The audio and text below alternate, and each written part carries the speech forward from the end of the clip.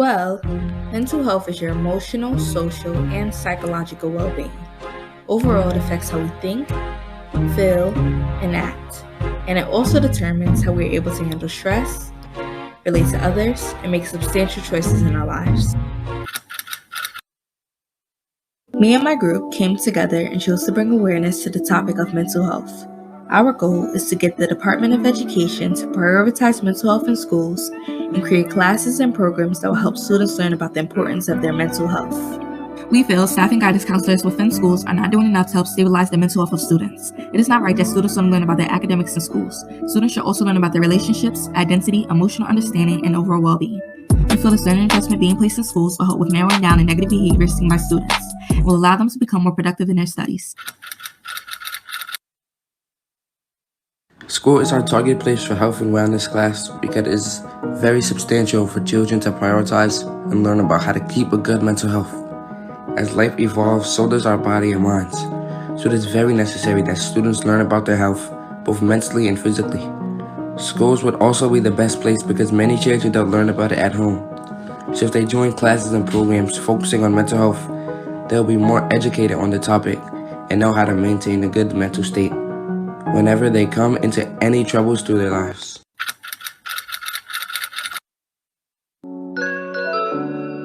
We feel these classes should be provided to students in the middle school and up because at this age, students are able to better understand the importance of mental health. Also, middle school is a time when individuals start experiencing mental phases, whether good or bad. These classes will also be great for high school and college students. This is the time of puberty and when you slowly start to transition into adulthood. And with these life changes, it is important to prioritize your mental health.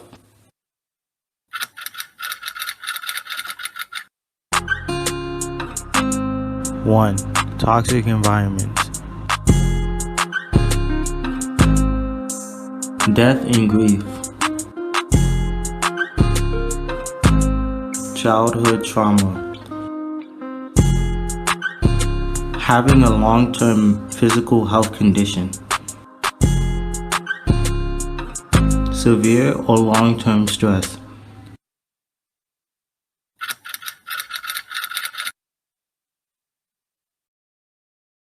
Drug or substance abuse, PTSD and depression, eating disorders, anxiety, sleep deprivation, emotional and behavioral disorders, stress, low self-esteem, suicide.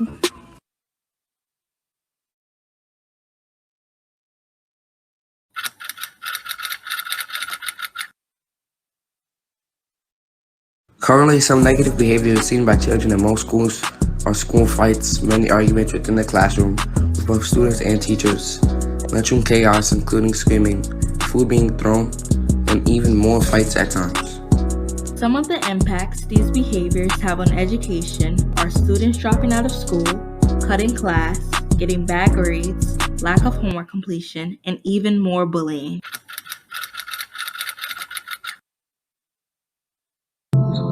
In some cases, no.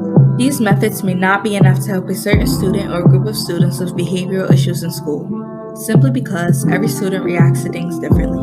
For some, suspending them or giving them attention is enough to get their behavior back on track, but for others, this may not change a thing.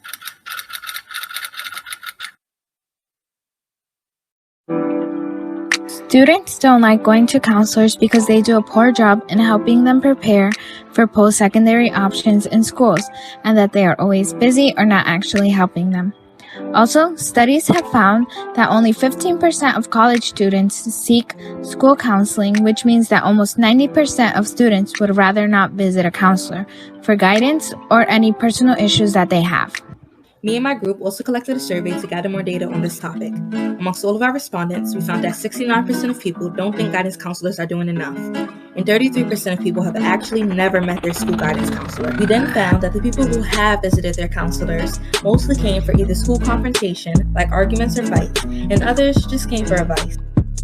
Okay, so let's get some feedback. Great job. I thought this was excellent.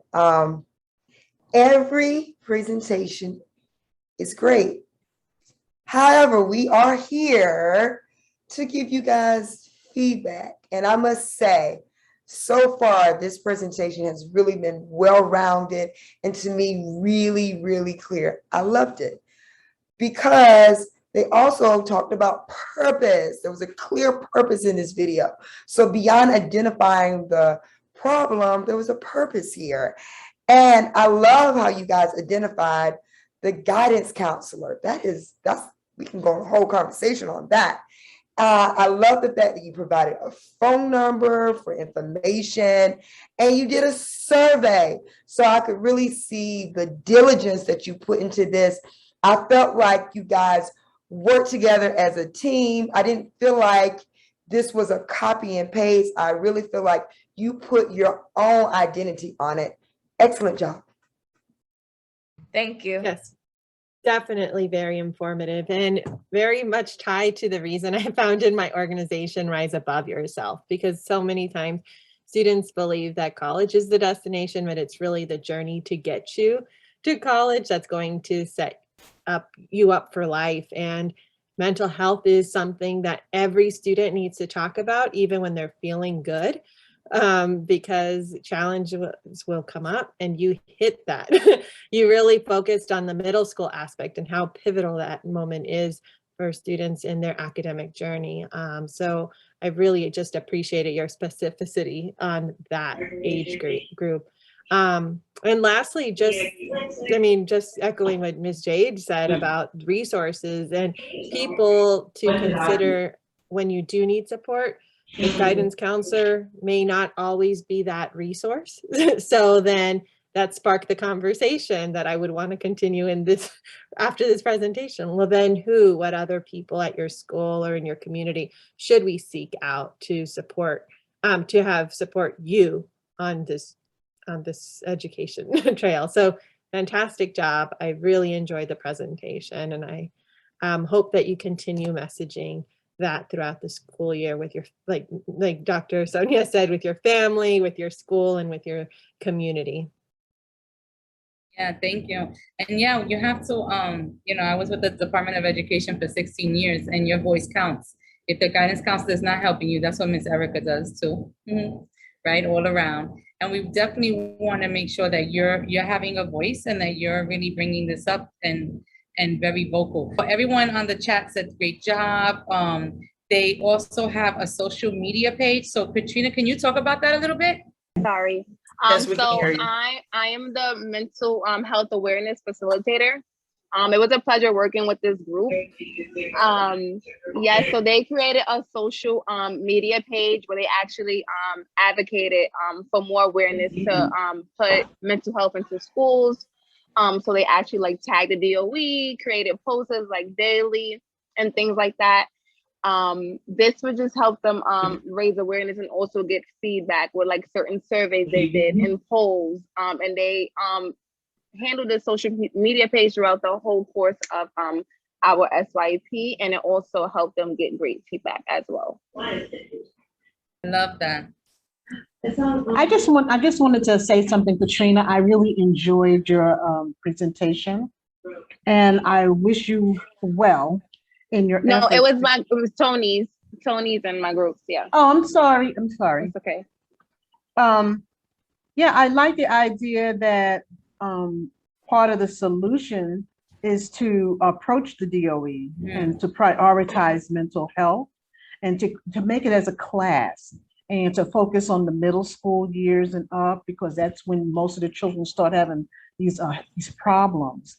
I really enjoyed that. I just enjoyed the presentation. It was just excellent. And I wish you well. Yeah, Yes. Thank you for everybody's feedback. Thank you. Thank Tony, you. awesome job with your crew. Thank you for being here.